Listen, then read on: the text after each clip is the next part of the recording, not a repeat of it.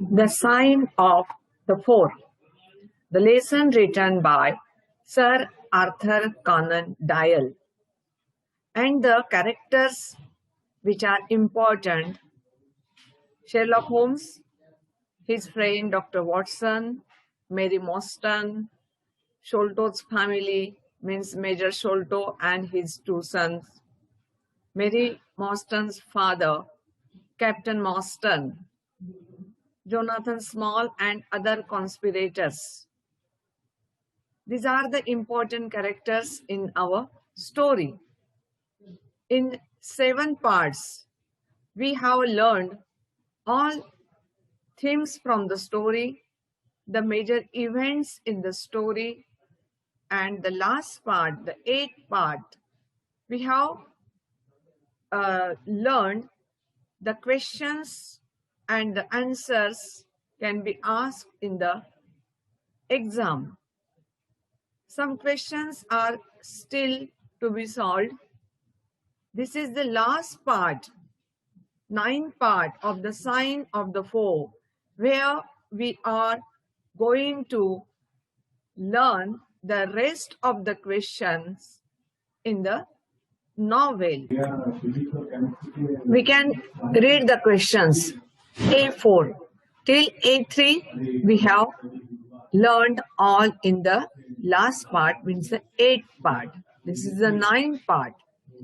Basically, the setting of the extract is in London, but it has some references of India too.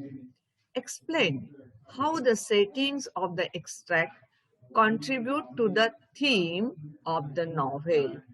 In this question, 2 words are very important. First is the setting and the second is the theme of the novel. Settings means the story is based against the background of something. कुठलीही गोष्ट ही कुठल्या तरी पार्श्वभूमीवर घडत असते. Suppose the story is related to students and the teachers. The background is the classroom, the school, and the practical labs elsewhere. Okay, that will be the setting. म्हणजे विद्यार्थी, शिक्षक यांच्या संबंधाची एखादी गोष्ट असेल तर त्याचं पार्श्वभूमी, त्याची सेटिंग, त्याचा बॅकड्रॉप काय राहणार आहे? तर शाळा, वर्गखोली, नंतर practical labs, playground, etcetera etcetera. ठीक आहे, म्हणजे पार्श्वभूमी काय आहे, सेटिंग काय आहे, ही कुठल्याही गोष्टीच्या बाबत महत्वाची असते. म्हणजे आपण टीव्ही सिरियल्स पण बघतो तर त्याची पार्श्वभूमी ठरलेली असते. समजा एखादी कौटुंबिक गोष्ट असेल टीव्ही सिरियल्स मध्ये, तर त्यांचं घर, त्यांच्या घराशी रिलेटेड काही समारंभ, त्यांचे नातेवाईक, ओके, आणि जे वेगवेगळ्या कार्यक्रमांना जातात त्या कार्यक्रमाचा hall, that will be the setting of the story. So here in our story, the setting of the story and its theme म्हणजे गोष्टीची कल्पना, मध्यवर्ती टायटल्स की ज्या वर आपली स्टोरी, ज्या संबंधाने आपली स्टोरी ही पुढे जाती आहे. तर आपली ही जी स्टोरी आहे त्याच्यामध्ये वेगवेगळे थीम्स आहे. एक तर पहिले म्हणजे ब्रिटिशांचा साम्राज्यवाद. भारतामध्ये आणि भारतासारख्या अनेक देशांवर ब्रिटिशांचं राज्य होतं आणि आपलं राज्य वाढावं अशी भूमिका तेव्हा ब्रिटिशांची होती. हे आम्हाला कळतं आहे कारण भारतामध्ये 1857चा कालावधी तिथे रेफरन्स आहे. म्हणजे त्यांच्या विरुद्ध भारतीयांनी जो उठाव केला होता, त्या इंग्रजांबद्दल जो रोष निर्माण झाला होता, ह्या अशा अनेक घडामोडी या भारताच्या सेटिंग मध्ये घडलेल्या आहेत. काही सेटिंग्स ज्या आहेत ज्या लंडन मध्ये घडलेल्या आहे, म्हणजे करंट लंडन, जेव्हा भारतातनं परत आलेले ऑफिसर, मग त्याच्यामध्ये ज्या गोष्टी घडतात आहे, मर्डर होतो आहे, थीम ऑफ द मर्डर, नंतर थीम ऑफ द वेल्थ, संपत्तीमुळे सगळी नाटकं घडतात आहे. मर्डर्स होतात आहे, नंतर काही लोक गायब होतात आहे, पैसे किंवा संपत्ती गायब होते आहे. These all are the themes. आणि या सगळ्या थीम्स वर्कआउट होतात आहे on the background of London and India. भारताच्या पार्श्वभूमीवर आणि लंडनच्या पार्श्वभूमीवर या सगळ्या थीम्स घडतात आहे, सगळ्या गोष्टी घडतात आहे. तर यांनी असं म्हटलंय की हे जे सेटिंग आहे लंडन आणि इंडिया, तर या सेटिंगचा पण ती थीम आकर्षक होण्यामागे किंवा ती गोष्ट जास्त पॉवरफुल होण्यामध्ये सेटिंग पण तेवढंच महत्वाचं आहे. हे कसं, हे आहे का असं, म्हणजे त्यांचा काही संबंध आहे का की सेटिंग चांगलं असल्यामुळे, बॅकग्राऊंड चांगला असल्यामुळे ती थीम खूप सशक्त बनली आहे? तर असं असेल तर त्यांनी म्हटलंय की you just explain this point with the themes happen on the background. London आणि इंग्लंड मधल्या पार्श्वभूमीवर ज्या थीम्स घडलेल्या आहेत हे तुम्हाला त्यांचं रिलेशन दाखवून स्पष्ट करायचं आहे. Settings and themes. कळलं? ह्या दोन गोष्टी क्लिअर झाल्या? ओके. तर आपल्या गोष्टीमध्ये अनेक अशा उपकथा आहेत. उपकथा म्हणजे सब स्टोरी, सब थीम्स आहे, त्या आपल्याला इथे सांगायच्या आहे. Okay. So this is the way we have to explain the question. First theme is imperialism. आत्ताच मी तुम्हाला सांगितलं की इम्पेरियलिझम म्हणजे साम्राज्यवाद. 1947 पूर्वी इंग्रजांची, ब्रिटिशांची जी भूमिका होती, आपल्या देशाचं बाकी अनेक देशांवर साम्राज्य पसरवायचं, ही त्यांची भूमिका होती. आणि त्याच त्यांच्या उद्देशातून त्यांनी अनेक देशांवर आपला बळकट हक्क प्रस्थापित केला होता आणि ते देश पारतंत्र्यात गेले होते. भारताने हे सगळं अनुभवलेलं आहे. So that is a imperialism. आता साम्राज्यवाद पसरवायचा किंवा आपलं साम्राज्य वाढवायचं हे असं इंग्रजांना का वाटलं? कारण भारत हा ब्रिटिशांच्या दृष्टीनं महत्वाचं ठिकाण होतं. याचं कारण असं होतं, आपण जी गाणं ऐकलेलं आहे, जहां डाल डाल पर सोने की चिडिया करथी थी बसेरा.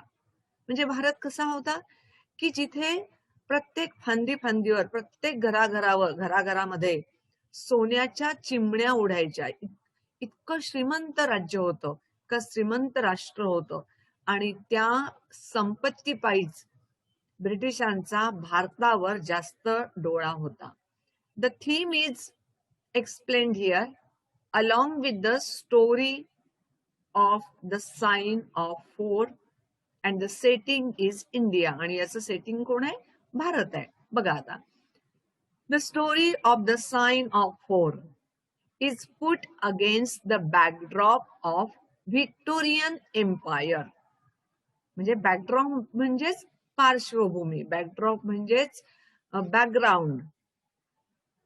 Sign of 4 put against the backdrop of Victorian Empire. त्या काळचं विक्टोरियन साम्राज्य कसं होतं हे याच्यातनं, या गोष्टीतनं आपल्याला पावलोपावली कळत आहे. Back then, India was under British rule and was a very important colony for British. Back then म्हणजे तेव्हा, बिफोर 1947, भारत आणि भारतावर ब्रिटिशांचं साम्राज्य होतं आणि भारत ही एक खूप महत्वाची कॉलनी होती ब्रिटिशांकरता. What is colony? वसाहत. त्या इंग्रजांनी जिथे जिथे आपलं राज्य प्रस्थापित केलं होतं त्या ठिकाणांना त्यांनी कॉलनी असं म्हटलेलं आहे. वसाहत, त्यांनी तिथे जाऊन वसाहत केली होती. सो कॉलनी, वसाहत. तर नोन ॲज क्राऊन ज्वेल, भारताला ते काय म्हणायचे? The crown of jewel. संपत्ती किंवा ज्वेल च क्राऊन, म्हणजे मुकुट. कारण भारत मी आत्ताच सांगितल्याप्रमाणे खूप श्रीमंत होता तेव्हा. क्राऊन ऑफ जेल या नावाने भारत तेव्हा ओळखला जायचा. India was concentrated for its wealth and riches. म्हणजे सगळ्या देशांमध्ये समृद्ध असा भारत, संपत्ती आणि समृद्धी दोन्ही गोष्टी त्याच्याकडे होत्या, म्हणून इंडिया वॉज कॉन्सन्ट्रेटेड. भारतावर ब्रिटिशांची करडी नजर होती. अंडर कॉलोनियल रूल म्हणजे वसाहत ज्यांनी केली होती त्यांचं रूल. आणि कोणी केली होती वसाहत? ब्रिटिशांनी.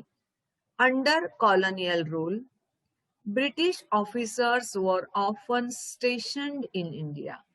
ब्रिटिश ऑफिसर्स नेहमीच भारतामध्ये येऊन राहायचे, स्टेशन थांबायचे, असायचे आणि त्याच्यामुळेच मॉर्स्टन आणि शोल्टो हे दोघही अधिकारी भारतामध्ये त्यांना नोकरी दिली होती, त्यांची अपॉइंटमेंट इथे झाली होती.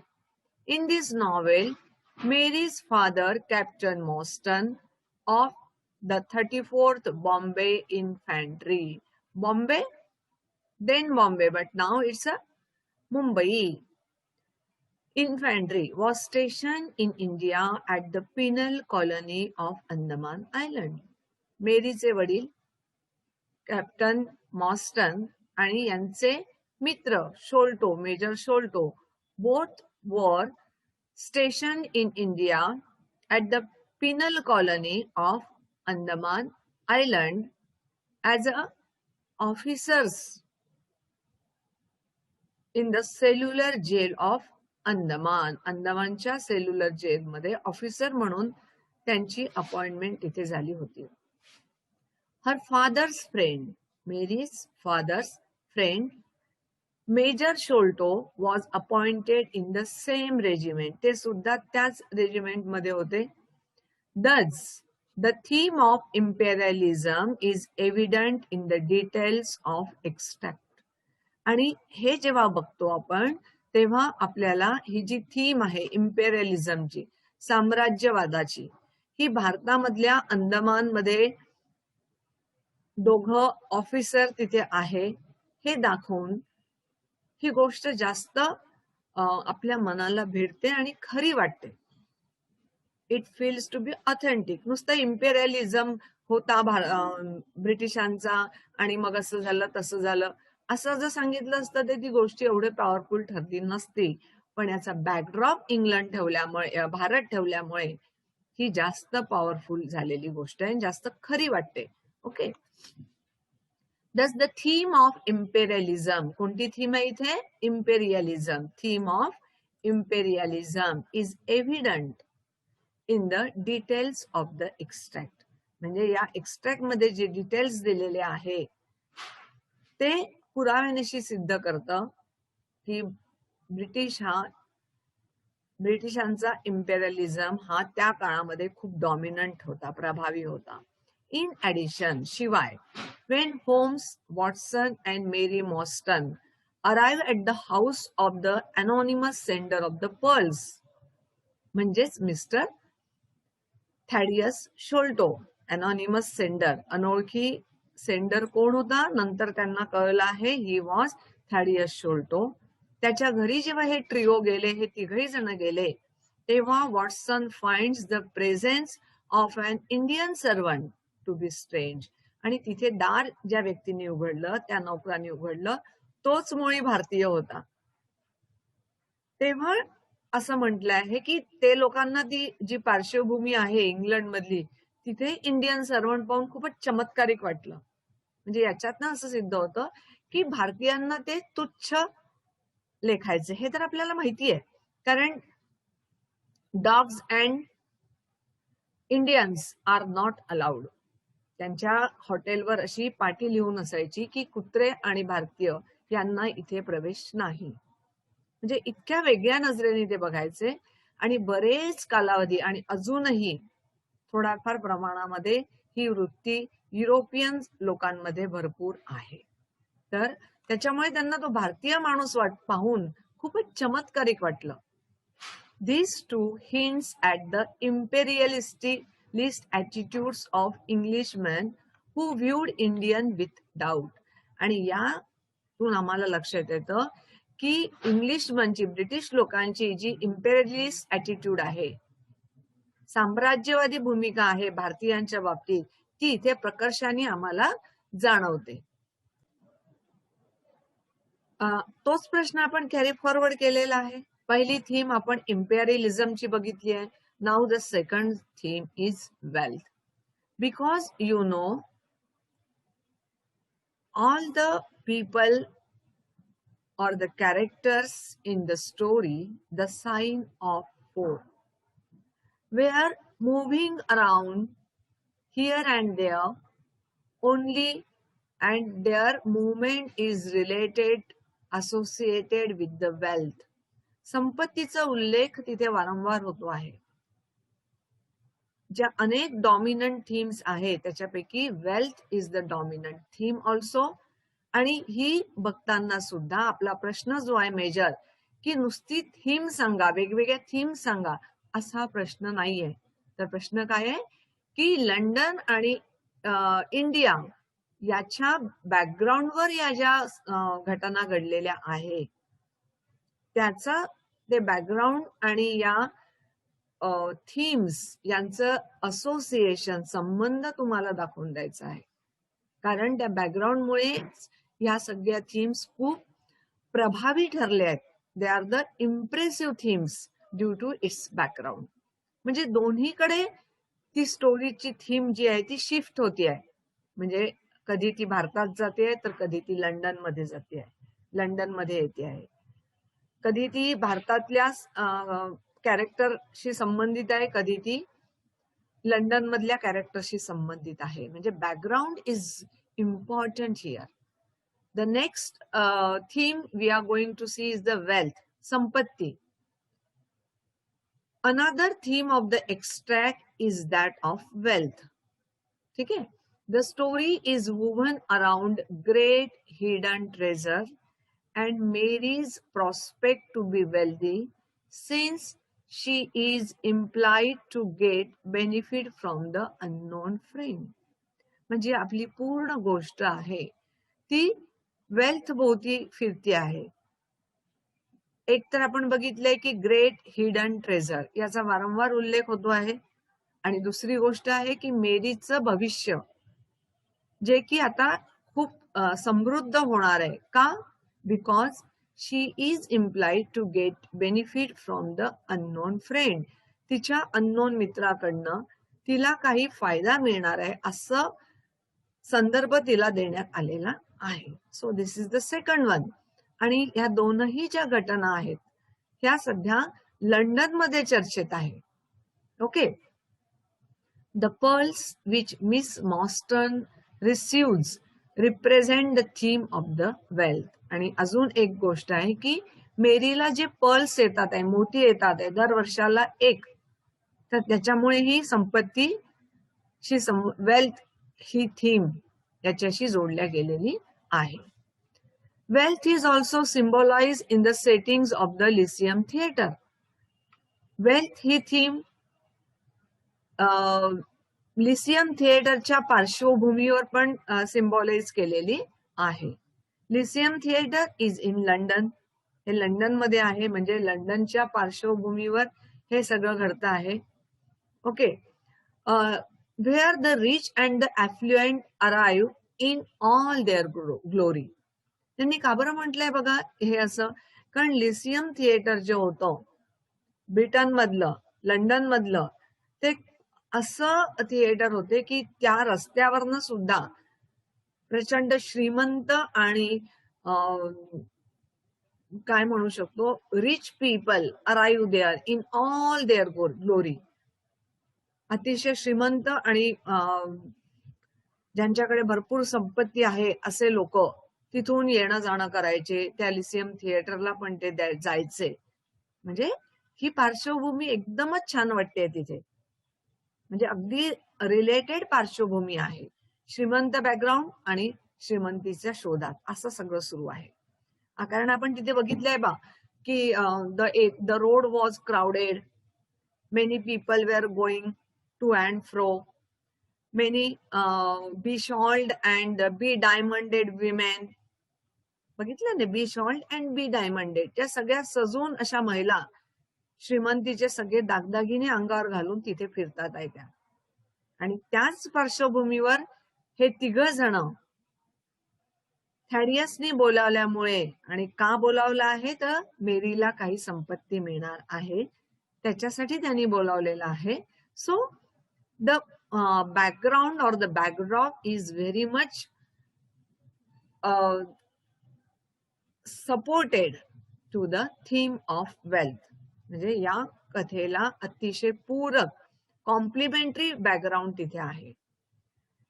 हे सगळं लंडन मधलं आहे. Then this setting hints at the bigger theme of the Agra treasure, जे मी तुम्हाला अगदी सुरुवातीला सांगितलंय, ग्रेट हिडन ट्रेझर.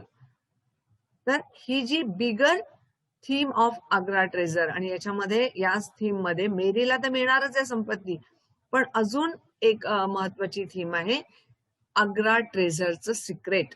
आणि आग्रा ट्रेझर म्हणजे ती हिडन थीमच आहे स्टोरीची, which dominates the novel and of which the characters have no idea. जी गोष्ट घडणार आहे आग्रा ट्रेझरची पुढे, ज्याचं हे ट्रिओ आहेत म्हणजे Mary, Sherlock Holmes and doctor Watson, यांना बिलकुल कल्पना नाहीये, पण पार्श्वभूमी मात्र खूप अशी रिच आणि समृद्ध दाखवलेली आहे. So the theme and the backdrop of London and India supports or elevates the nature of the theme. म्हणजे आपल्या कथा विशेषाचं वेट जे आहे ते एलिव्हेट केलं झालंय, त्याला एक वरच्या पातळीवर आणलं गेलं आहे त्या पार्श्वभूमीमुळे. This is the very important thing discuss throughout the story. The next theme, fear of anything foreign, म्हणजे काहीतरी परक वेगळं असणं याची भीती. आपलं जे जवळचं असतं त्याची आपल्याला भीती वाटत नाही, पण जे फ्युचरमध्ये आपल्याला येणारं संकट असतं ते आपल्याकरता अपरिचित असतं. तर हे अपरिचित संकटाची भीती ही ही थीम वेगवेगळ्या बॅकड्रॉप मध्ये घडते आहे. पहिलं बॅकग्राऊंड जे भारतातलं आहे, भारतामध्ये अंदमान आयलंड, तिथलं सेल्युलर जेल, आग्रामधील फोर्ट ऑफ आग्रा, त्याच्या पार्श्वभूमीवर जी संपत्ती लुटल्या जाते, जोनाथन स्मिथ आणि त्याच्या सोबत असलेले अकम्प्लायसेस त्यांच्याकडनं तो जो मेसेंजर असतो, सामान घेऊन येणारा दूत असतो, त्याचा मृत्यू, आणि पुढे या सगळ्यांना जी भीती आहे की काय घडू शकतं भविष्यामध्ये. Next in Britain also, London also, की जिथे कॅप्टन मॉर्स्टन चा डिसअपिअरन्स होतो. भारतातून ते परत आले म्हणतात, पण त्याच्यानंतर ते नाहीसेच होतात. म्हणजे काहीतरी अनफॉर्च्युनेट फेट और the prospect is underline through out the story. म्हणजे काहीतरी भयंकर, एक वाईट असं नशीब कसं असू शकतं हे या बॅकग्राऊंडवर जास्त डॉमिनंट ठरतं. म्हणजे अंदमानचा जेल, तिथे तर कायमच भीतीचं वातावरण असतं. तिथे कैदी जे असतात त्यांच्यावर होणारे अत्याचार असतात. ह्या सगळ्या गोष्टी इथे खूपच महत्वाच्या ठरतात. मग आता आपण याशिवाय जे मेजर शोल्टो आहे ते भारतातून जे एक पत्र येतं त्याच्यानंतर ते कायम भीतीच्या छायेखाली राहतात. Foreign, something foreign, the wooden leg man, तो इथे येईल आणि आपल्याला मारेल. अशा सगळ्या गोष्टी त्या इथे प्रेझेंट केलेल्या आहे on the background of London and India. The disappearance of Captain Mostyn as soon as he returned from India indicates that the events that uh, transpired in India are somehow responsible for his unfortunate fate. जेव्हा captain मॉस्टन भारतामधून इंडियामध्ये, भारतामधून ब्रिटनमध्ये येतात, लंडनमध्ये येतात, तेव्हा ते गायब होतात. Missing, disappeared from the hotel. So here is the गेसिंग that there is some connection with the foreign, means the India, for the disappearance of Captain Mostyn. Captain मॉस्टनच्या नाहीसे होण्यासाठी जी फॉरेन भूमी आहे म्हणजे इंडिया आहे, त्याचं त्यांच्याशी काहीतरी कनेक्शन आहे हे आपल्याला सुरुवातीला जाणवतं. Thus, from the point of view of the main कॅरेक्टर्सच्या दृष्टिकोनात, म्हणजे वॉटसन आहे, मेरी मॉस्टन आहे आणि शेरलॉक होम्स आहे, the most important character in the story. या सगळ्यांना वाटतं की abroad, here India, abroad means here India is associated with the theme of the evil. म्हणजे सगळ्या स्टोरी मध्ये महत्वाचं एक थीम ऑफ इव्हिल, काहीतरी वाईट घडण्याची जी थीम आहे, स्टोरी आहे, कथानक आहे, ते डायरेक्टली इंडिया सोबत असोसिएट केलेलं आहे. Similarly the appearance of an oriental figure referring to a person from the east, in this case India.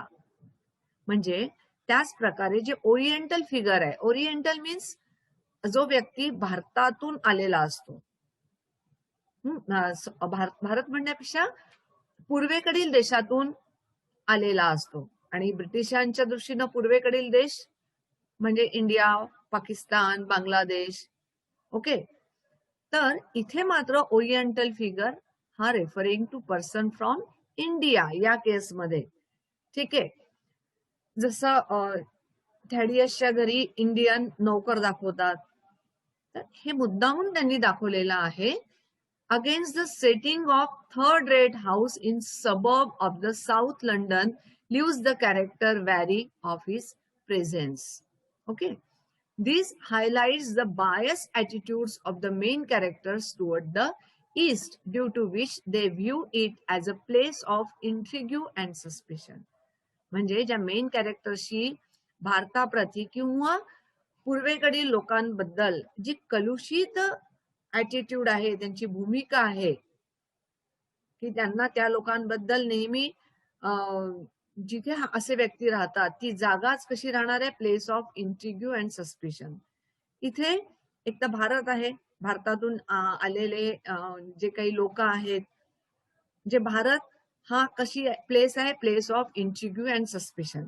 आणि दुसरी जागा म्हणजे मेजरचं घर, मेजर शोल्टोचं घर, जिथे आता सध्या थॅडियस शोल्टो राहतो आहे, त्याच्या घरी पण तो ओरिएंटल फिगर दाखवलेला आहे, सर्वंट फ्रॉम इंडिया दाखवलेला आहे. आणि ते पाहिल्याबरोबर शेरलॉक होम्सला आणि डॉक्टर वॉटसनला खूपच चमत्कारिक वाटतं. They feel very strange with the presence of that man in the white loose cloth and the turban around his head.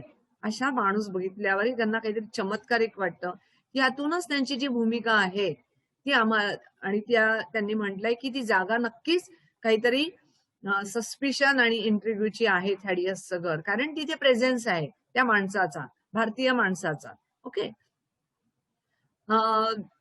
The oriental figure who is servant of the man who sends the anonymous letters uses the word sahib to refer to his master. तो सुद्धा त्याच्या मास्टरला काय म्हणत असतो, साहिब. ही जसा तो शब्द साहेब आहे, पण भारतीय जे सर्वंट आहे ते एक वेगळा टोन असतो त्यांचा बोलण्याचा, तर साहेबचं त्यांनी साहिब केलाय. म्हणजे हा किती सेकंडरी आहे, तो सर्वंट हा खूप सेकंडरी आहे, because he is from India and Thaddeus is master is the superior to that Indian servant. It is indirectly told in the story. आणि म्हणजे जे काही फॉरेन आहे, इथे फॉरेन म्हणजे स्पेशली इंडिया, त्याच्याबद्दलची जे काही फॉरेन मधला आहे एनिथिंग त्याच्याबद्दलची भीती, ही थीम हे कथानक पण साइड बाय साइड सुरू आहे तिथे आणि म्हणून वेगवेगळ्या वेळेस वेगवेगळे संदर्भ तिथे आलेले आहेत. दिस further alienates him and categorize him as foreign to the readers, making them doubtful of his presence at the house. आणि ही जी भूमिका शेरलॉक होम्सनी अटर केलेली आहे, दर्शवलेली आहे आणि त्याच्यामुळे जे फॉर रीडर्स आहे, वाचक आहेत, ते या व्यक्तीला, या सर्व्हंटला त्याला दूर करतात. Alienates him and categorized him as a foreign. त्याची फॉरेनच्या काय म्हणतो आपण गटामध्ये गच्छंती करतात की हा फॉरेन आहे, he is not British now. The writer has thus viewed the theme of fear of anything foreign, which was prevalent at the time, into the extract by the way of the male servant. म्हणजे अशा प्रकारे ही जी fear of anything foreign ही theme ही पूर्ण नॉवेलमध्ये प्रिव्हेलंट आहे, अस्तित्वात आहे आणि इथे त्यांनी सर्वंटचं उदाहरण दिलेलं आहे. अजून एक मी सांगते तुम्हाला की जेव्हापासून भारतातनं पत्र आलं, just the letter from India, Major Sholto get afraid and he keep himself in the fear of the wooden legged man. भारतातनं पत्र आलं म्हणून तो त्याला भीती वाटते आहे किंवा तो आयुष्यभर भीतीच्या दडपणाखाली राहिला भारतातनं पत्र आल्यावर. तर एनिथिंग म्हणजे लेटर हा सुद्धा मुद्दा तुम्ही यामध्ये इन्क्लूड करू शकता. What ever you want, this is just a example. You can write the answer in the another way also. दुसऱ्या पद्धतीने पण तुम्ही प्रश्नाचं उत्तर लिहू शकता आणि बाकी रेफरन्स आहे ते इंडियाशी रिलेटेड ते पण तुम्ही त्यात टाकू शकता. Okay. The next theme is of mystery. The theme of mystery, रहस्य हे कथानक पूर्ण स्टोरीत आहे. म्हणजे जेव्हा मेरी शेरलॉक होम्सला भेटायला येते तेव्हापासून अगदी शेवटच्या क्षणापर्यंत, म्हणजे जोनाथन, स्मॉल जोनाथन जेव्हा शेरलॉक होम्सकडे येतो शेवटी आणि ज्या ज्या गोष्टी सांगतो घडलेल्या त्या तिथपर्यंत पूर्ण from beginning to end the theme of mystery is prevalent in the story. Okay. Captain Mostyn was a British officer who was stationed in India and was in charge of the convict guard at the Andaman Island. आणि हे मला वाटतं आता मला पुन्हा पुन्हा सांगण्याची गरज नाहीये तुम्हाला, कारण हे आपण खूपदा बघितले आतापर्यंत. 7ही पार्ट्स आपण बघितले. त्या 7ही पार्ट्स मध्ये मी वारंवार या सगळ्या गोष्टींचा उल्लेख केला आहे ज्या प्रश्नांच्या उत्तरामध्ये तुम्हाला सांगितल्या गेलेला आहे. म्हणजे ते अंदमान आयलंडला होते captain Mostyn. His immediate disappearance on returning to London suggests that his disappearance is connected to the events that occurred in India and contributes to the mystery that Holmes is trying to solve. म्हणजे मेरीचे वडील भारतातून London मध्ये आल्यानंतर लगेचच त्यांचं ते नाहीसे होतात. इमिजिएट डिसअपिअरन्स, ताबडतोब नाहीसे होणे. याच्यातनं हे सगळे त्यांना लक्षात येतं की हे डिसअपिअर होण्यामागे डायरेक्ट कनेक्शन त्यांचं भारताशी आहे, कारण ते तिथून आता आले आणि लगेच डिसअपिअर झाले. सो आणि कसे झाले, का झाले, कुठे झाले, काहीच कळत नाही. So this is the mystery Holmes is trying to solve and Mary is urging to solve this mystery. आणि मेरी विनंती करते आहे की ही मिस्ट्री तुम्ही सॉल्व करा. Because the characters considers India as foreign. सगळे कॅरेक्टर्स आहे. आता मागच्या प्रश्नामध्ये आपण बघितलं की शेरलॉक होम्स आहे, वॉटसन आहे आणि मेरी आहे. हे सगळे जे फॉरेन कॅरेक्टर्स आहेत, स्पेशली इंडियन्स आहेत, त्यांना एक वेगळं चमत्कारिक, स्ट्रेंज, मिस्टेरियस पर्सन किंवा मिस्टेरियस थिंग म्हणून गृहीत धरतात आहे. Elements and characters associated with India are viewed as mysterious and intriguing. ही सगळ्या कॅरेक्टर्सला आणि वस्तूंना, कॅरेक्टर आपल्याकडे इथे जे तिघ लोक आहेत, Sikh people along with Jonathan Small, आणि Tonga is also Indian, he is from Andaman. Then the servant in the house of the Thaddeus Sholto, all are Indians. आणि ह्या सगळ्या वस्तूंना आणि व्यक्तींना लेसन मध्ये आपले जे कॅरेक्टर्स आहे ते डाऊटफुल नजरेने बघतात, संशयही वृत्तीनं त्यांच्याकडे बघतात आहे. आणि काहीतरी मिस्ट्री, रहस्य या सगळ्या लोकांशी, भारतीय लोकांशी आणि भारतीय वस्तूंशी काहीतरी रहस्य दडलेलं आहे असं त्यांना सारखं वाटतं. Okay. Finally, the Gothic inspiration of London as the character's journey to meet the anonymous sender adds to the theme of mystery by creating a dark and gloomy image of London. आणि शेवटी जेव्हा हे लोक थॅडियस शोल्टोकडे जायला निघतात तेव्हा सुद्धा वातावरणातनं पण एक रहस्य निर्माण केलेलं आहे. म्हणजे ज्या रस्त्यावरनं ते जातात ते सगळे फॉगी रस्ते आहेत, पूर्ण धुकं तिकडेकडे साचलेलं आहे, ढग काळेशार आहेत. म्हणजे everything is dark outside and inside, आतमध्ये आणि बाहेर. आतमध्ये लोकांच्या मनामध्ये एक रहस्य आहे की काय होणार, भविष्यात काय आहे, भविष्यात काय लिहिलेलं आहे, ही जी आपण मिस्ट्री आहे, हे जे रहस्य आहे ते आपण सोडवू की नाही सोडवू, असे सगळं विचारांचं धुकं आहे आणि विचारांचं रहस्य आहे. आणि तेच रहस्य आणि विचारांचं धुकं हे रस्त्यांवर म्हणजे आउटसाइड पण दाखवलेलं आहे.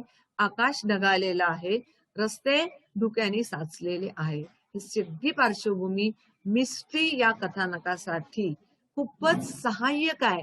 It's a complimentary. Okay. Now the theme of justice, न्याय, हा पण एक सबऑर्डिनरी थीम आहे. मेन थीम नाही आहे, पण मेन थीम सोबत ज्या बाकीच्या थीम आहे, बाकीचे कथानक पुढे जातात आहे, त्यात जस्टिस, न्याय हे पण एक कथानक आहे. हे आपल्याला अनेकदा आपल्याला त्या आपल्या स्टोरी मधनं दिसतं. The assumption that Major Sholto's here is trying to be just to Mary by offering her pearls as compensation highlights the theme of justice. म्हणजे मेजर शोल्टोचा वारस म्हणजेच थॅडियस शोल्टो हा मेरीला दरवर्षी एक पर्ल पाठवून तिच्यावर झालेला अन्याय दूर करण्याचा प्रयत्न करतो आहे. दरवर्षी एक मोती येतो. नंतर तिला पत्रही पाठवतो. He sends the letter. आणि त्या पत्रामध्ये पण असा उल्लेख आहे की Mary is the woman who is wronged. Mary अशी महिला आहे की जिच्यावर अन्याय झाला आहे. ती जर मला भेटली तर मी तिच्यावर न्याय करेल, तिच्या बाबतीत अन्याय दूर करेल. म्हणजे अगदी सुरुवातीपासून ती थीम ऑफ जस्टिस ही वाहते. It flows onward.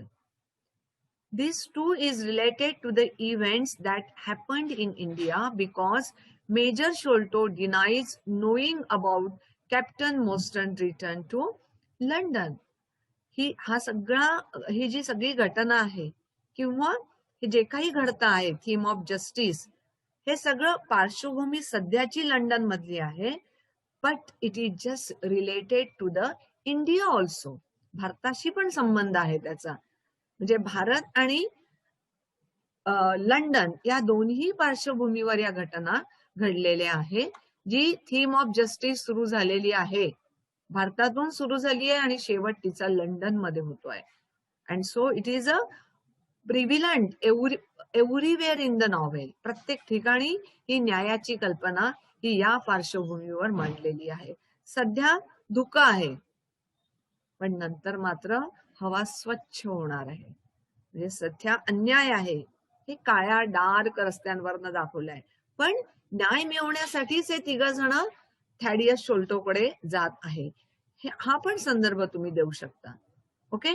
आणि दुसरा संदर्भ असा देऊ शकता, लंडनच्या पार्श्वभूमीवर शेरलॉक होम्स हा नेहमी इतरांना न्याय मिळवून देतो आणि त्याच्याकडे त्यांनी at the end of the story Jonathan शोल्टोला बोलावलेला आहे आणि तिथे तो त्याला संधी देतो बोलण्याची.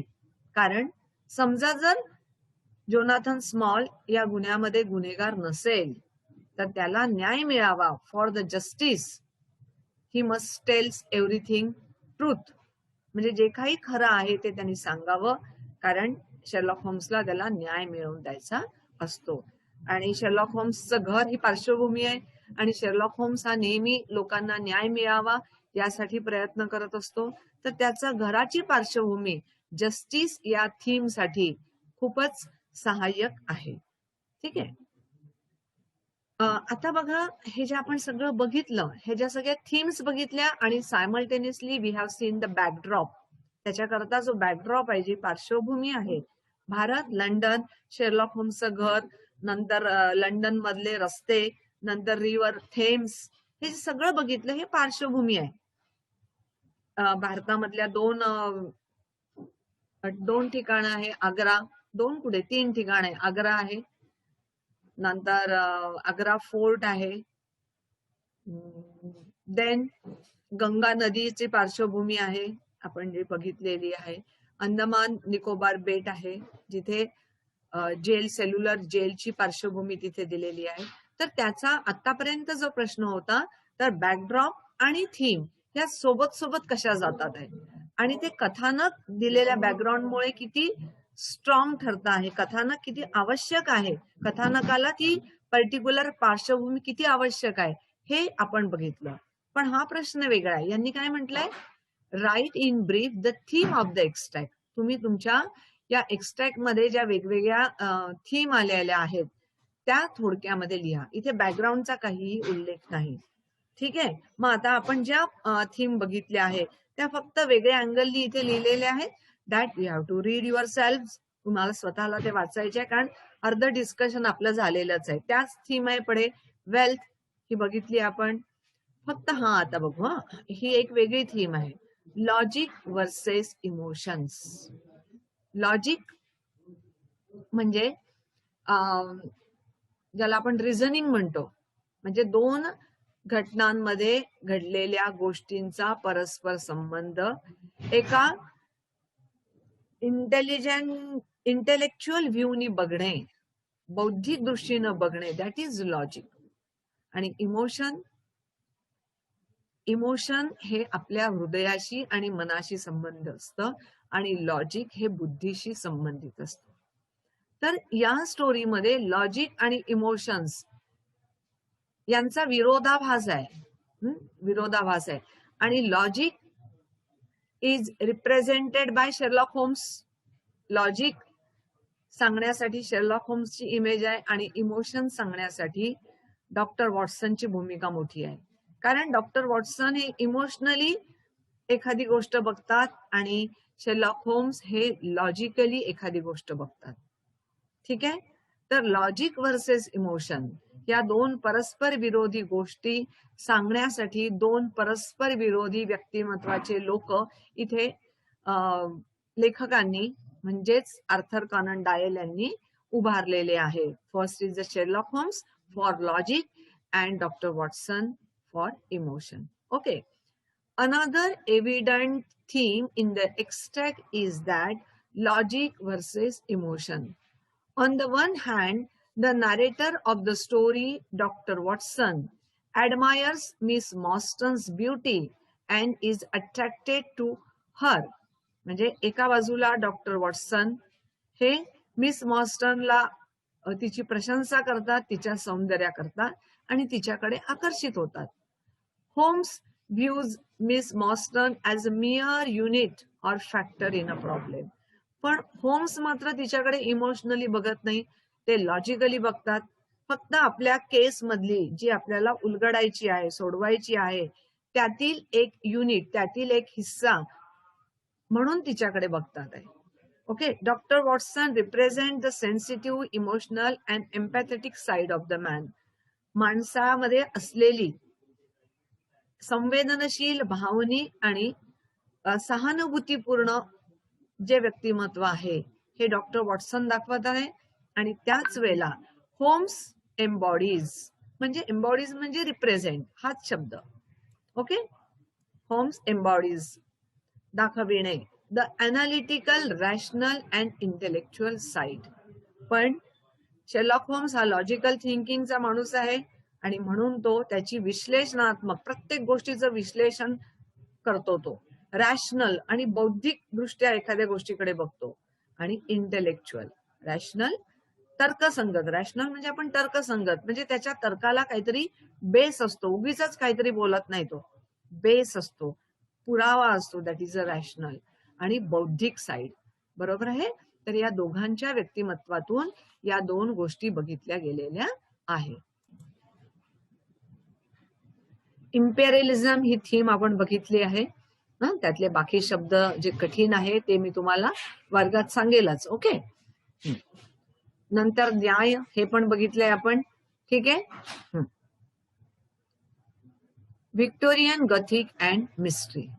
Okay, this is the new theme I am going to explain. The Gothic theme has also been woven into the extract by the writer's description of London as being enveloped in the dense, drizzly fog. These are the three words which you can find in your text of The Sign of the Four. When trio means Sherlock Holmes, Dr. Watson, and Mary Mostyn are going towards the unknown part of London in the hansom of the coachman towards the unknown sender, they find the atmosphere which is dense, drizzly, and foggy. So the whole atmosphere is darkened as the dark thoughts in the mind of the characters. म्हणजे लोकांच्या मनात जसं आहे तसंच वातावरण बाहेर निर्माण करणे. जसं लोक आनंदी आहे तर बाहेर सगळे नाचतात आहे, गातात आहे, हसतात आहे, एकदम क्लिअर वातावरण आहे, आकाशामध्ये सूर्य चमकतो आहे, झाडं छान बहरलेली आहे. म्हणजे जसं मनात असणे तसंच बाहेर दाखवणे. This is a gothic style. This is the gothic style. म्हणजे त्याच्यामध्ये रिप्रेझेंट केल्या गेलेला आहे लोकांची मनं, त्यांच्या भावना, त्यांच्या संवेदना या वातावरणाशी जोडलेल्या आहेत. कळलंय तुम्हाला? ओके.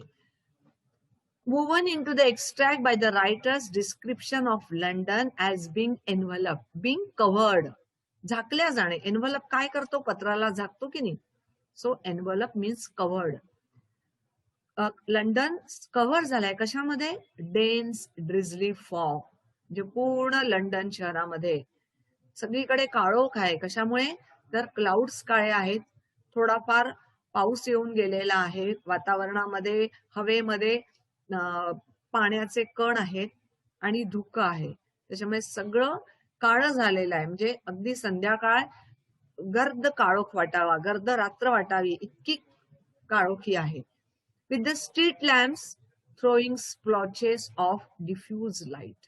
हे शब्द आपण खूप डिटेलमध्ये शिकताना बघितलेले आहेत. ओके. तर रस्त्यावरचे जे दिवे आहेत ते त्याचा प्रकाश रस्त्यावर पडतो आहे, पण तो कसा आहे? डिफ्युज्ड. म्हणजे असा पसरलेला प्रकाश आहे. असा स्ट्रॉंग प्रकाश येतो की नाही बाहेर, तसा नाहीये. कारण त्या दिव्यांभोवती पण मिस्ट जमा झाला आहे, फॉग जमा झालेला आहे, पावसाचे कण जमा झालेले आहे. त्याच्यामुळे येणारा प्रकाश असा अस्पष्ट आहे, डिफ्युज्ड आहे, नॉट क्लिअर लाईट. त्याचे असे वेगवेगळे आकार तयार झालेले आहे. Then the glare from stop windows creating a murky shifting gradience. याशिवाय दुकानांमधल्या खिडक्यांमधनं येणारा जो प्रकाश झोत आहे तो पण एक वेगळ्याच प्रकारचा रॅडियन्स, प्रकाश. मर्की आहे तो प्रकाश. कसा आहे? मर्की. आणि शिफ्ट करतोय, म्हणजे कधी इथे तर कधी तिथे. म्हणजे रस्त्यावरून जाणारे वाहन आले की त्या प्रकाशाची किंवा वाऱ्याचा झोक जिकडे जाईल तिकडे तो प्रकाश असा जातो आहे. But that is a murky shifting radiance. ठीक आहे. This kind of dark and gloomy setting also adds to the theme of mystery that is the central to this novel.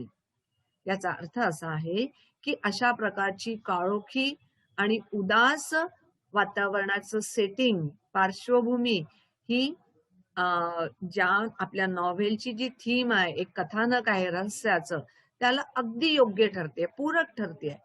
म्हणजे ती मिस्ट्री अजूनच गडद बिस्ट्री वाटायला लागते या अशा वातावरणामुळे. ओके. द मॉन्स्टर टेंटॅकल्स असेही शब्द वापरलेले आहेत. अशा प्रकारच्या शब्दांची उपयोजित करणे, अशा प्रकारचे शब्द वापरणे सुद्धा ही गथिक स्टाईल आहे. Also refer to the gothic style which was associated with evil and monstrosity. म्हणजे काहीतरी वाईट, काहीतरी राक्षसी घडल्या जाणार आहे हे अशा वातावरणातनं आपल्याला कळतं. Okay. So the next question, the new question, question 4, second of it. Write 4-5 sentences about the meeting of Miss Marston with Holmes. Mr. Holmes सोबत मिस मॉर्स्टनची जी मीटिंग आहे ती 4 ते 5 वाक्यात लिहा. आणि मला नाही वाटत की ही पुन्हा आपल्याला रिपीट करण्याची गरज आहे. You can read it by yourselves. The next one, write the central idea of the given extract of the novel, The Sign of Four. Sign of Four हे आमच्या नॉवेलचं नाव आहे आणि याच्यातनच एक जी सेंट्रल आयडिया आहे, जी मेन आणि मेजर थीम आहे नॉवेलची, ती आपल्याला याच्यात सांगायची आहे. So various themes and central ideas are highlighted in the given extract of the novel. नॉवेलमध्ये आपल्याला जे 2 चॅप्टर्स दिलेले आहेत आपल्या पुस्तकामध्ये, 15 नॉवेलपैकी फक्त 2 चॅप्टर्स आहेत. तर त्याच्यामध्ये ज्या वेगवेगळ्या थीम्स आणि वेगवेगळ्या मध्यवर्ती आयडियाज हायलाइट केल्या आहेत, दर्शवलेल्या आहेत, तरी the central idea that dominates the extract is that of justice.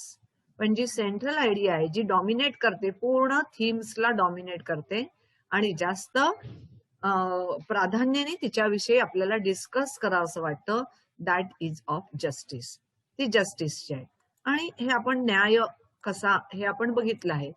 एकतर थॅडियस शोल्टोकडनं पण मेरी मॉर्स्टनच्या बाबतीत घडलेल्या चुका भरपाई करून तिला न्याय मिळवण्यासाठी तो प्रयत्न करतो आणि शेरलॉक होम्स सुद्धा त्यासाठी तिला मदत करतो की तिला न्याय मिळावं. Okay, so the same things are written here. Thaddeus Sholto's efforts to make justice for Mary Marston, he sends the pearls, and then after, when the great hidden treasure is found,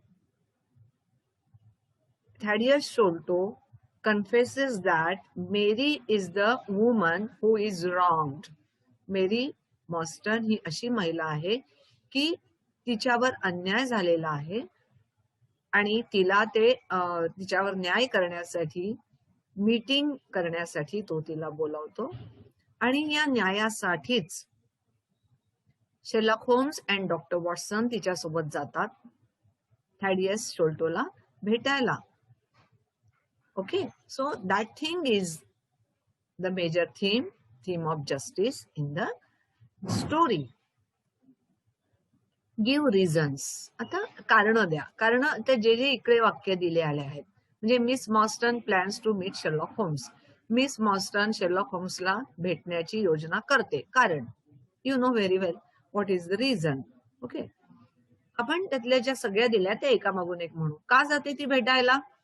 because an anonymous person who has been sending precious pearls to Miss Marston through the mail since the past 6 years. म्हणजे तो व्यक्ती, अनोळखी व्यक्ती, जो मागील 6 वर्षापासून मेरी मॉर्स्टनला मोती पाठवतो आहे.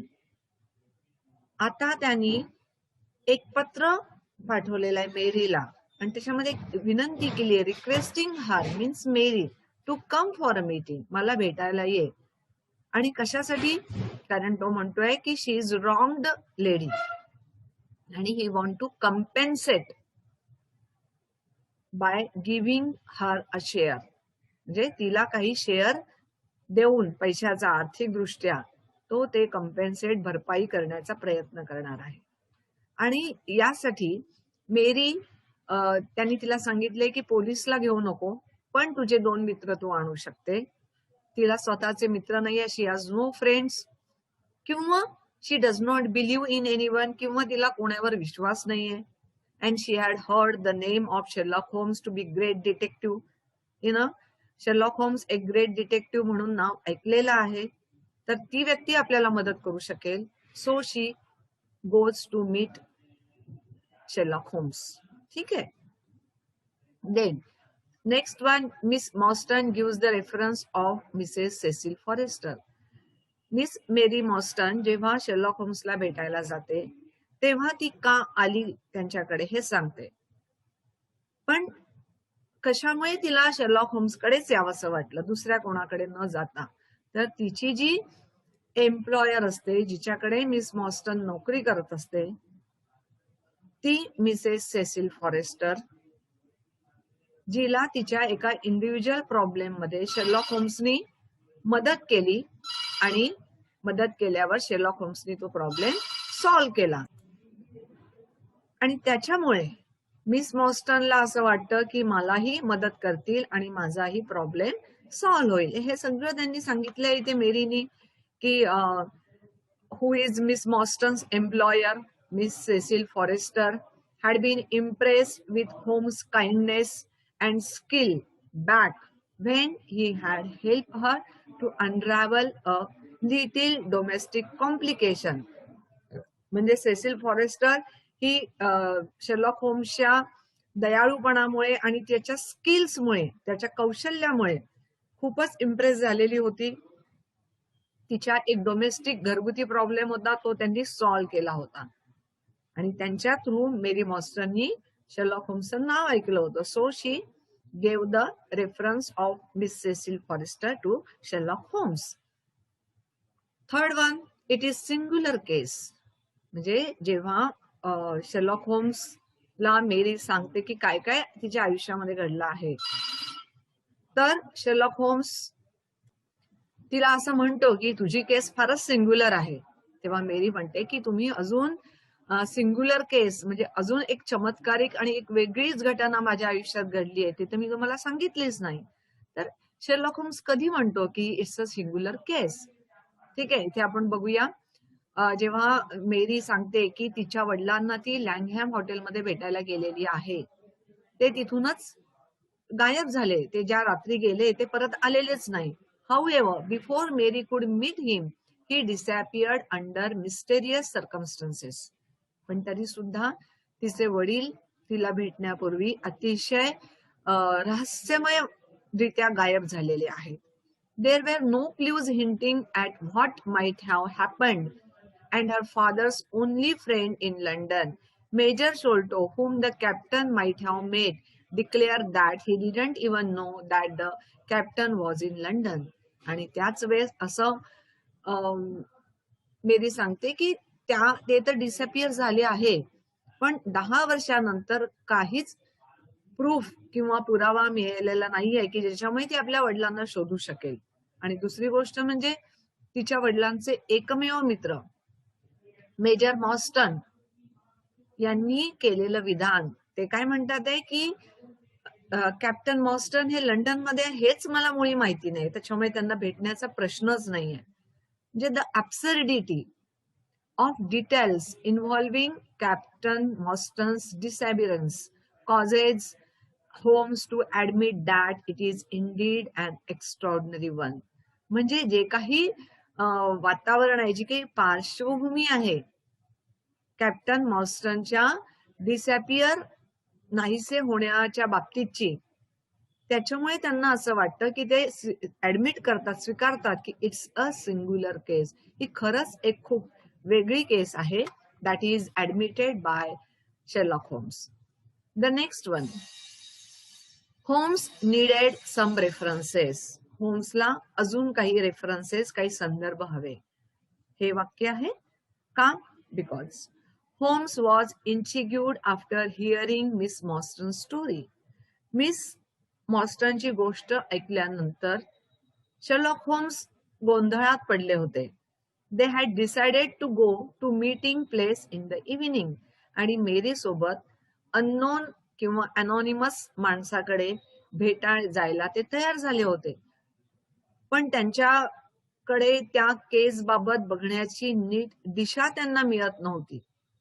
आणि त्या अननोन माणसाकडे जाण्यापूर्वी त्या सगळ्या घटनाक्रमांबद्दल थोडी तरी माहिती त्यांना असणं आवश्यक होतं.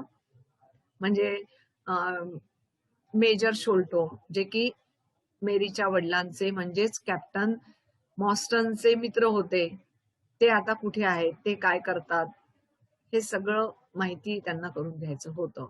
So however, before that, Holmes wanted to get as much information as possible about the case. या केस बद्दल जितकी माहिती शक्य आहे तितकी मिळवण्याचा त्यांचा मानस होता. Therefore, he went to look at the back files of the Times to find more details pertaining to the case.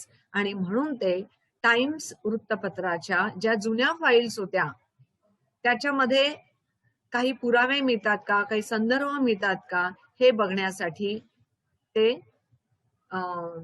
गेलेले होते. अँड सो दॅट इज, म्हणून ते तिथे गेले होते. या केसच्या संदर्भाने त्यांना रेफरन्सेस हवे होते. ठीक आहे. This is the next one. Miss Mostyn received a pearl every year. Miss मॉस्टनला दरवर्षी एक मोती मिळायचा. याचं कारण काय आहे? हे आपण होम्सनी जे पुरावे दिले किंवा हे होम्सनी जे संदर्भ दिलेले आहेत त्याच्यानुसार आपण म्हणू शकतो. ठीक आहे. Based on the Holmes deduction, त्यांनी जे शोधून काढलेले फाइंडिंग्स आहे ते म्हणजे डिडक्शन, निष्कर्ष. The pearls were being sent to miss Mostyn as compensation. तिला जे मोती पाठवण्यात येत होते ते भरपाई म्हणून पाठवण्यात येत होते. भरपाई कशाची? For being deprived of her father. म्हणजे तिचे वडील जे गेले होते, मृत्यू झाला होता त्यांचा, त्याची भरपाई म्हणून तिला ते मोती पाठवण्यात येत होते. Since miss Mostyn started receiving the pearls shortly after major Sholto's death, Holmes had reason to believe that Sholto's heir knew something about Miss Mostyn's father's disappearance and was thus trying to compensate for the wrong that had been done to her all those years ago. हा शब्द inverted commerce मध्ये मुद्दामून लिहिला गेलेला आहे की याचं कारण आपण जे सांगणार आहोत ते सगळं शेरलॉक होम्सनी दिलेल्या माहितीवर आधारित आहे. की त्यांनी जे शोधून काढलं की मेजर शोल्टोचा जो मृत्यू झाला त्याच्यानंतर काही दिवसातच मेरीला ते मोती येणं सुरू झालं. म्हणजेच मेजर शोल्टोच्या मृत्यूचं आणि या पर्ल येण्याचा काहीतरी संबंध आहे. मेजर शोल्टोच्या मृत्यूचा मेरीच्या केसशी संबंध आहे की त्यांचे जे मेजर शोल्टोचे जे वारस होते त्यांना हे माहिती आहे की मेरी मॉस्टनचे वडील जे डिसअपियर झाले हे कसे झाले आणि मेरी मॉस्टनवर जे आभाळ कोसळलं वडील गेल्यामुळे त्याची भरपाई करण्यासाठी म्हणून तिला मोती दरवर्षी एक मोती मिळतो असं शेरलॉक होम्सचे निष्कर्ष आपल्याला सांगतात. The next one, the coachman confirmed that neither of Miss Mostyn's companion was police officer. या तिघांना लिसियम थिएटरला घेण्यासाठी जो कोचमन गेला होता त्यांनी हे कन्फर्म केलं की मेरी सोबत असणारे दोन व्यक्ती त्यांच्यापैकी कोणीही पोलीस नाही न हे कन्फर्मेशन त्यांनी घेतलेलं आहे. कारण the letter from the anonymous sender, अनोळखी निनावी पत्र पाठवणाऱ्या व्यक्तीने clearly he has stated in the letter that you can bring your 2 friends but not the police. तुला माझ्यावर विश्वास नसेल म्हणजे अनॉनिमस सेंडरला, तर ती तुझ्या 2 मित्रांना घेऊन येऊ शकते पण पोलिसांना घेऊन येऊ शकत नाही. However, if she was unwilling to come, she could bring 2 friends with her. 2 मित्रांना आणू शकते जर एकटी येण्यास ती अनविलिंग असेल. The coachman acting on behalf of the anonymous sender was simply trying to confirm that the condition mentioned in the letter had been met. आणि त्या तिघांना घ्यायला जो कोचमन गेला होता त्यांना सुद्धा त्याच्या मालकानी हे सांगितलं असेल की त्या दोघां म्हणजे तिच्यासोबत आलेले मित्र हे तिचे पोलीस तर नाही ना, हे कन्फर्म करून घेण्यासाठी म्हणून हे वाक्य कोचमननी मेरीला विचारलेलं आहे. Holmes needed some references. Okay, miss Mary Mostyn received a pearl everywhere. हे जस्ट होम्स हे आपण सगळं आधी बघितलेलं आहे. These are just we can find out. Then the next one, elaborate the following line in the light of the novel extract the sign of 4. ही जी line आहे जी दिलेली आहे साइन ऑफ 4 मध्ये, तर त्या वाक्य आपल्याला नॉव्हेलच्या संदर्भाने मोल्ड करून आपल्याला त्याचं एक्सप्लेनेशन करायचं आहे. त्यातलं पहिलं आहे, you really are an automaton a calculating machine. हे वाक्य तुम्हाला माहितीये डॉक्टर वॉटसननी शेरलॉक होम्सला उद्देशून म्हटलेलं आहे. जेव्हा वॉटसन म्हणतो की मेरी मॉस्टन ही अट्रॅक्टिव्ह लेडी आहे, तेव्हा शेरलॉक होम्स काय रिप्लाय देतो, नो इज इट खरंच? For me I think she is just a unit. माझ्याकरता मात्र ती फक्त एक युनिट आहे, माझ्या केसचा एक पार्ट आहे, नॉट मोर दॅन दॅट, त्याच्यापैकी काहीही नाही, असं तो त्याला म्हणतो. तेव्हा डॉक्टर वॉटसन शेरलॉक होम्सला म्हणतो, you really are an automaton a calculating machine. तो तर फक्त एक मशीन आहे रे, असं चिडून त्याला म्हणतो. This line is spoken by doctor Watson when Holmes tells him that he didn't really observe Miss Mary Mostyn's attractiveness. Though Dr. Watson knows Holmes really well, he finds it astonishing that he can be so inhuman as to not notice beauty. म्हणजे त्याच्या बुद्धिमत्तेवर doctor वॉटसनचा पूर्ण विश्वास असतो, पण ज्यावेळेस मेरीचं सौंदर्य, मेरीचं आकर्षक व्यक्तिमत्व Sherlock homes बघू शकत नाही, त्यावेळेस मात्र डॉक्टर वॉटसन थोड्याशा रागानेच त्याला असं म्हणतो, कसा रे माणूस तू, माणूस म्हणून जे गुण असायला पाहिजे तेही तुझ्याकडे नाही. तू त्या मेरी इतकी छान अट्रॅक्टिव्ह आहे, तिची ब्युटी सुद्धा तू बघू शकत नाही, and so you are an automaton. Holmes character is known for having razor sharp intelligence, a keen eye and extraordinary powers of deduction. जे होमचं कॅरेक्टर इथे आपण माहिती आहे की त्याची बुद्धिमत्ता कशी आहे, razor sharp. Razor sharp is a compound word और कंपाऊंड ऍडजेक्टिव्ह. कंपाऊंड ऍडजेक्टिव्ह आहे. त्याचं इंटेलिजन्स पण कसं आहे, एकदम धारदार. रेझर शार्प म्हणजे धारदार बुद्धिमत्ता. नंतर अकीन आय, एक तीव्र डोळा म्हणजे तीव्र ऑब्झर्वेशन, आय ऑब्झर्वेशन. इथे अ कीन आय, एक स्ट्रॉंग ऑब्झर्वेशन पॉवर, आणि एक्स्ट्रॉर्डनरी पॉवर ऑफ डिडक्शन, निष्कर्ष, छोट्या छोट्या क्ल्यूज मधून एक छान निष्कर्ष काढण्याची पॉवर, शक्ती त्याच्याकडे आहे, असा कॅरेक्टर त्याचं आहे. 3 गोष्टी सांगितल्या, त्याचं इंटेलिजन्स, त्याचं ऑब्झर्वेशन आणि त्याचं पॉवर ऑफ डिडक्शन. ठीक आहे. तथापि the character is also emotionally detach and views his client as मिअर units or factors in the problem. हे आपण बघितलंय, तो इतका हुशार आहे, त्याचं डिडक्शन पॉवर जोरदार आहे, त्याचं ऑब्झर्वेशन खूप तीव्र आहे, पण तरी देखील तो त्याच्या केसमध्ये तो प्रॉब्लेम जो सोडवत असतो शेरलॉक होम्स, त्यामध्ये असणाऱ्या वस्तू, माणसं, ह्या सगळ्यांना तो एक युनिट मानतो, ही किंवा प्रॉब्लेम, फॅक्टर ऑफ प्रॉब्लेम असं मानतो, बाकी काही नाहीये त्याच्या दृष्टीनं त्या सगळ्या केसेस मधले एव्हिडंट किंवा इन्सिडेंट किंवा माणसं. Holmes believes that emotional qualities get in the way of logical reasoning. म्हणजे एक लॉजिकल रिझनिंग जे असतं त्याच्यामध्ये अडथळा ठरतं इमोशन्स. इमोशन्स जर जास्त माणसामध्ये हावी होत असतील, एम्बार्क होत असतील तर येणारा निर्णय हा चांगला येत नाही. कारण इमोशनल मुळे माणसाचं लॉजिकल थिंकिंग जे असतं, लॉजिकल रिझनिंग जे असतं त्याच्यावर घाला घातला जातो. इट इज अटॅक्ड आणि माणूस रिझनिंग लॉजिकली विचार करू शकत नाही जर इमोशनल त्याच्यामध्ये असतील तर. सो आणि तो माणूस त्या व्यक्तीकडे बघताना बायस असतो. म्हणजे त्याला ती व्यक्ती वाईट वाटत असेल तर तो त्या दृष्टीने विचार करतो आणि शेवट केसचा पण तसाच निघतो. तो जर खूप छान मानत असेल तरी पण तसंच होतं.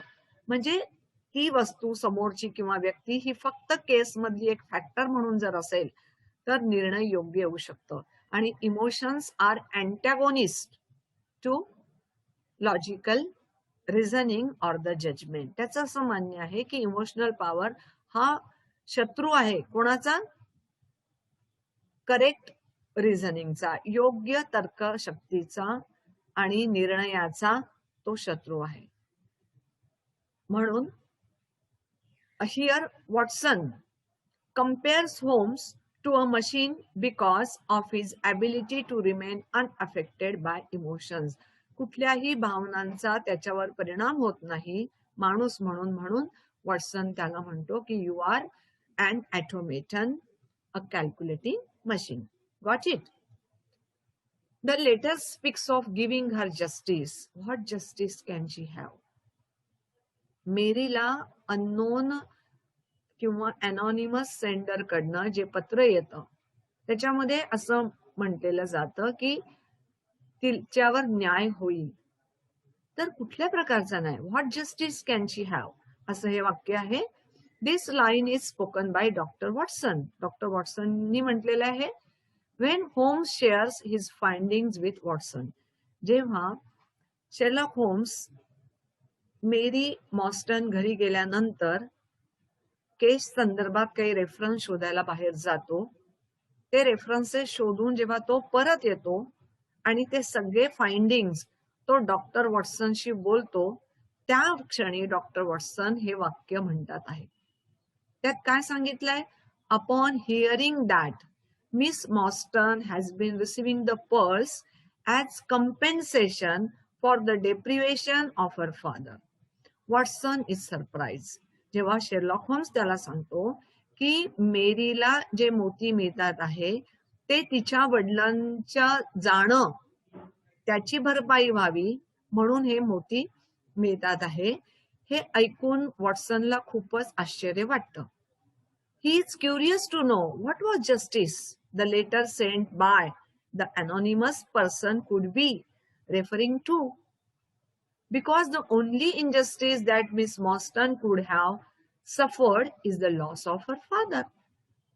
तर वॉटसन असं म्हणतो की कुठल्या प्रकारचं जस्टिस हे पत्र, अनॉनिमस पर्सन कडनं येणारं हे पत्र कुठल्या प्रकारचा न्याय देणार आहे मेरीला?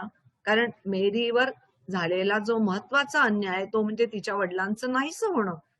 वडील परत मिळणार आहे का?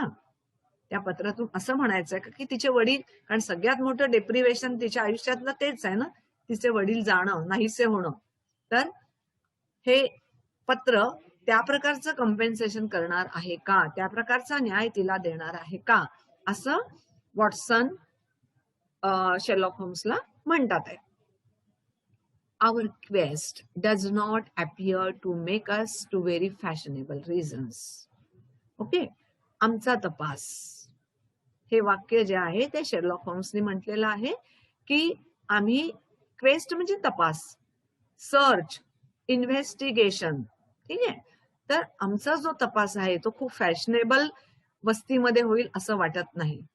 त्याचं कारण ते जेव्हा हॅन्डसॅम रायडर सोबत म्हणजेच अनॉनिमस सेंडरच्या कोचमन सोबत त्या अनॉनिमस व्यक्तीकडे चाललो होते, तो एरिया जो होता तो एरिया फार फॅशनेबल किंवा पॉश वस्ती नव्हती. Trio was being taken toward south London, म्हणजे लंडन मधल्या जो दक्षिण भाग होता लंडनचा तिकडे ते निघाले होते. होम्स कुड pin point the exact streets through which the carriage pass. जिथून त्यांची घोडागाडी चालली होती ते कोणत्या कोणत्या रस्त्यांवरनं चालली होती हे होम्स पिनपॉइंट करू शकत होता, सांगू शकत होता. From Wordsworth Road to Lark Hall Lane to Stockwell Place to Robert Street and then to Cold Harbour Lane. They were being taken to a rundown working class neighborhood of London. आणि सध्या ते ज्या strange व्यक्तीच्या घराच्या आसपास पोहोचले होते तो जो एरिया होता, तो एरिया जिथे वर्किंग क्लास, जिथे लेबर श्रमिक लोक राहत होते तसा तो एरिया होता. त्याच्यामुळे जे हाऊसेस होते, बिल्डिंग्स होत्या त्या काही फॅशनेबल नव्हत्या. साध्या मळकट अशा विटांनी बनलेला तो एरिया होता. आणि हे सगळं बघून ह्या रस्त्यांची नावं पण त्यांनी दिली आहे, इथे इथे इथे इथे आणि नंतर कोल्ड हार्बर लेनला. आणि जिथे जो शेजार होता तो असा होता वर्किंग क्लास नेबरहुड, जिथे वर्किंग क्लास मधले लोक राहत होते. आणि म्हणून शेरलॉक होम्स म्हणतात आहे की our quest does not appear to take us to very fashionable regions. आपण ज्या तपासासाठी चाललेला आहो, आपला तपास खूप फॅशनेबल रिजन मधल्या मध्ये जात नाहीये, तर असं वर्किंग क्लास नेबरहुड बहुतेक तो एरिया राहणार आहे जिथे आपण तपासाला चाललो आहे. Now the following are the dialogues of the major characters in the extract. Find the speaker, whether she or he. Find the to whom it is said, कोणी म्हटलंय आणि कोणाला म्हटलंय. स्पीकर म्हणजे बोलणारा, ठीक आहे, आणि कोणाला म्हटलंय to whom it is said. त्याची स्टाईल काय आहे, त्याचा टोन काय आहे, स्वर काय आहे आणि त्या वाक्याचं महत्व काय आहे, यांनी आपल्याला हे सगळं फिलअप करायचं आहे. ठीक आहे. तर पहिला डायलॉग कोणता आहे यातला, you have once enabled my employer, Mrs. Cecil Forrester, to unravel a little domestic complication. She was much impressed by your kindness and skill. म्हणजे याची स्पीकर आहे मेरी मॉस्टन, म्हटलं आहे शेरलॉक होम्सला, ठीक आहे, to whom it is said, आणि त्याची टोन, स्टाईल आणि सिग्निफिकन्स. टोन कशी आहे, ऍडमायरिंग, कॉम्प्लिमेंटरी. तिचा जो स्वर आहे तो शेरलॉक होम्सला ऍडमायर करणारा आहे, म्हणजे त्यांची स्तुती करणारा आहे. कॉम्प्लिमेंटरी आहे, त्यांना एक शुभेच्छा देणारा आहे, ठीक आहे. आणि स्टाईल कशी आहे, एक्सपोजिशन, म्हणजे त्याच्यामध्ये त्यांनी एक्सपोज केलेला आहे की तुम्ही माझ्या मालकिणीची केस खूप छान पद्धतीने हँडल केलेली होती. She is very much impress. So exposition. आणि महत्व काय आहे की ज्याच्यामधनं मिस मेरी होम्सला माहिती देते की तिथे का आलेली आहे आणि तिचा काय उद्देश आहे. म्हणजे जसं सेसिल फॉरेस्टरला तुम्ही मदत केली तशी तुम्ही मला पण मदत करावी असं तिला सांगायचं आहे. म्हणून आधीची पार्श्वभूमी क्लिअर करते आहे आणि शेरलॉक होम्सला कळत आहे की तिचा उद्देश काय आहे इथे येण्याचा. ठीक आहे, okay. The next sentence, you will, I am sure, excuse me. हे वाक्य डॉक्टर वॉटसननी शेरलॉक होम्सला म्हटलेलं आहे. त्याची टोन कशी आहे, पोलाइट आहे, नम्र आहे, एकदम कर्टियस आहे, सौजन्यपूर्ण आहे. कोर्टियस म्हणजे सौजन्यपूर्ण आहे आणि नम्र टोन आहे शेरलॉक होम्सशी बोलताना डॉक्टर वॉटसन.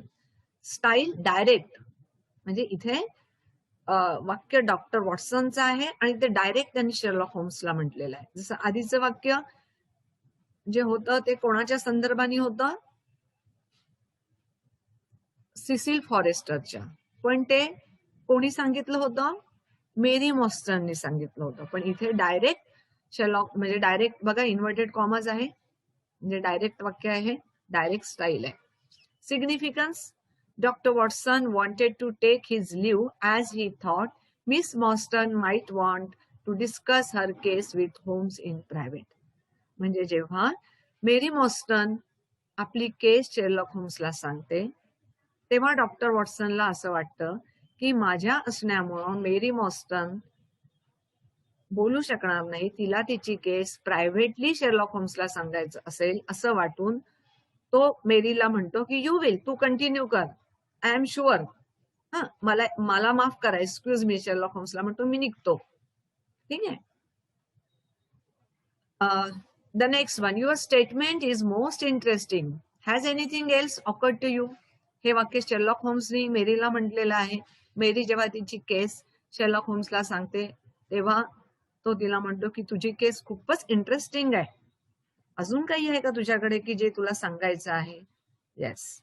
सी, टोन कसा आहे, इंट्रिग्युइंग अँड इन्क्विजिटिव्ह, म्हणजे चौकस आहे, त्याला काहीतरी माहिती काढून घ्यायची आहे, रहस्य उलगडायचं आहे, म्हणून तो एक चौकशी करतो तिच्याकडे, miss मॉस्टनकडे.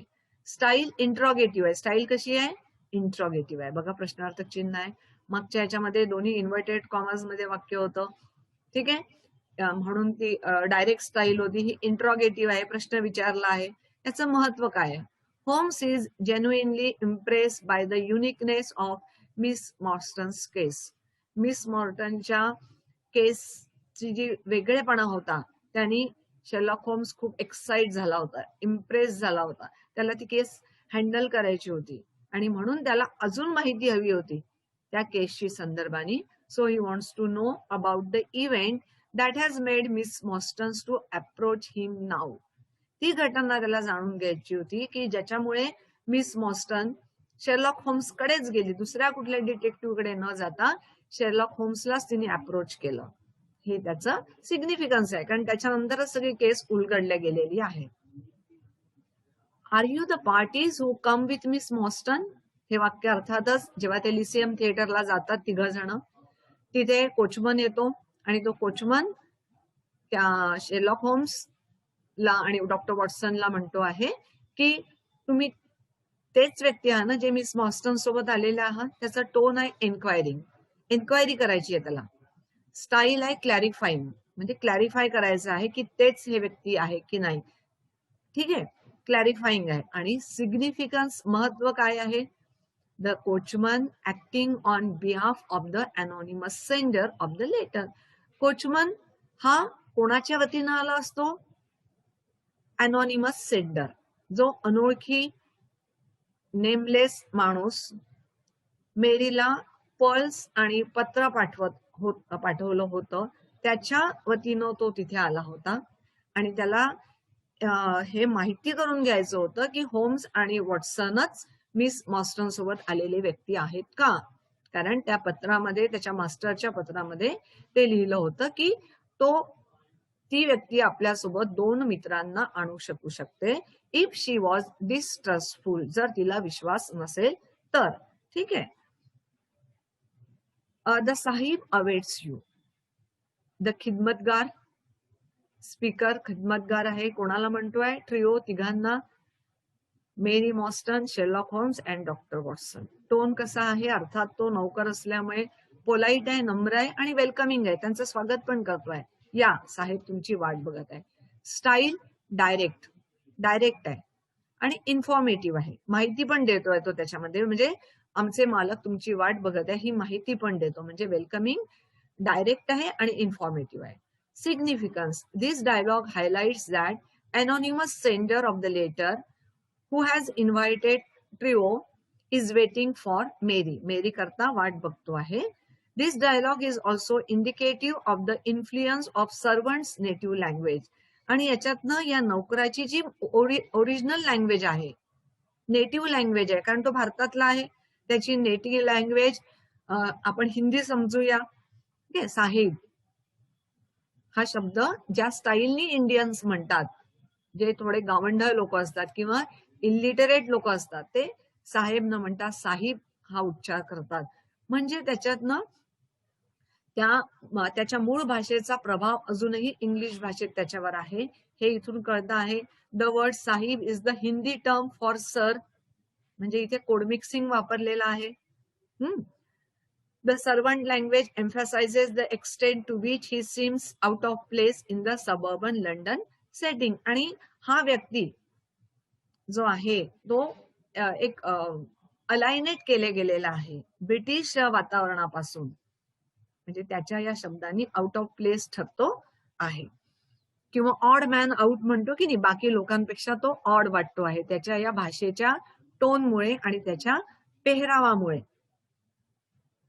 Now we have just completed our whole chapters along with the questions and answers with explanation. We will meet in the next lesson.